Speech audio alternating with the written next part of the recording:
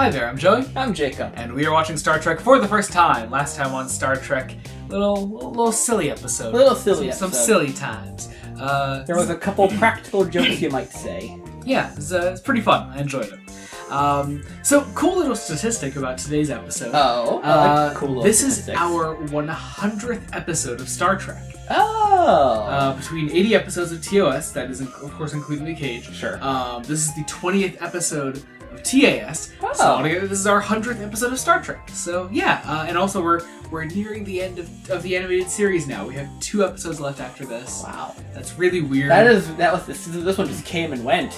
Yeah, it's really, really weird. But yeah, anyway, today we're watching an episode called Albatross. Albatross. Yep. It's a golf score. I did not know that. I think it's a bird? Oh, it's a bird, yeah. Yeah. I don't know what kind of bird it is, I just know it's a golf score. Kind of bird, yeah.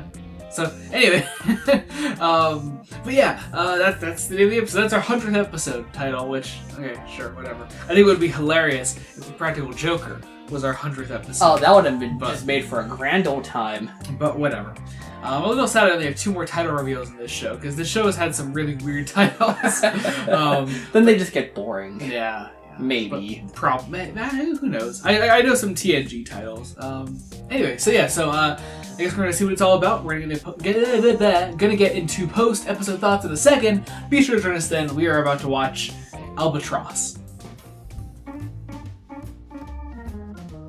It was not the greatest episode in the world, but we got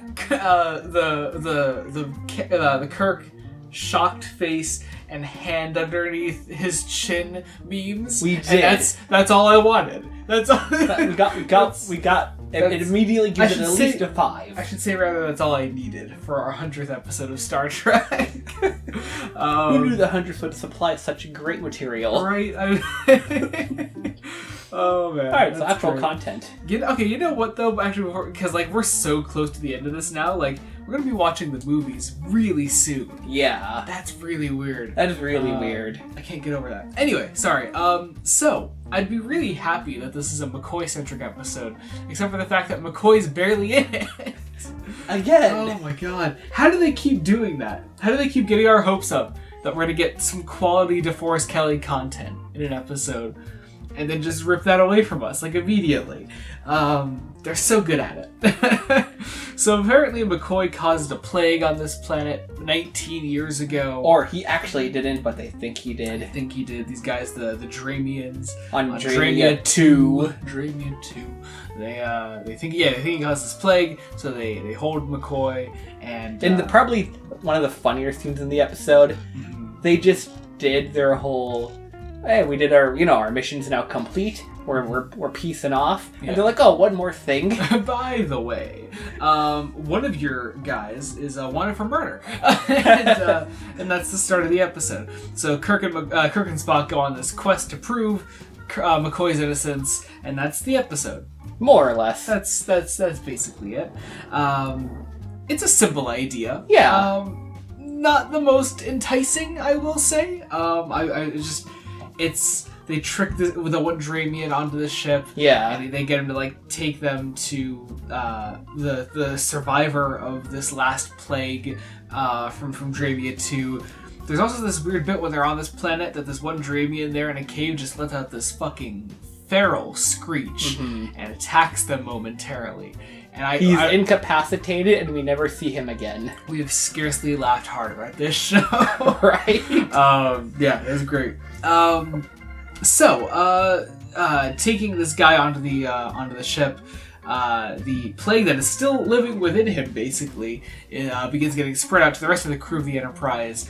All 400-odd crew members, I imagine, is the idea. Because Spock's the only one who's immune. He makes some reference to that at the start of the episode. Yeah. And the Enterprise becomes blue dabba-dee, as they do say. And then they all become green, eventually. Yeah, but mostly blue. That's the point. I fucking... at first, so there's this great moment then where we get one of those Enterprise floating through space shots, and we get a captain's log from Spock. And at first we're like, oh fuck yeah, Spock gets a captain's log. Wait, no. Usually he says like captain's log supplemental or something like this, or first officer's log, something along those lines. But like no, he's like captain's log. So to me it was just like, Kirk is dead. This is it. I'm the captain now. It's just this really funny bit. Yeah. Even in other situations where Kirk has put him in charge, it's usually captain's log supplemental. First officer Spock speaking. Yep. There's this really in that same, pretty much like the same scene then right after.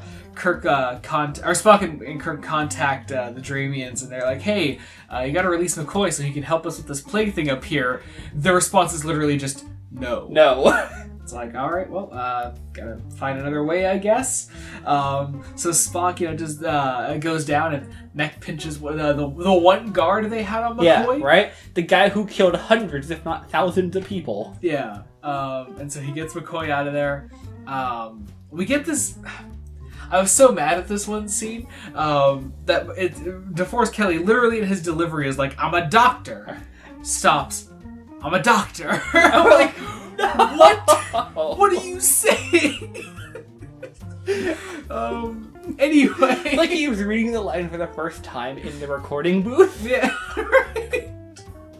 Oh my god. But there's no follow-up to it. It's just, I'm a doctor. Whatever. And so...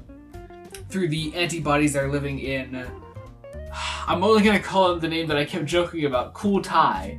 I kept calling him Cool Tai. I think it's Coal Tai. Coal Tai, yeah. Which isn't far off. No, it's not far off.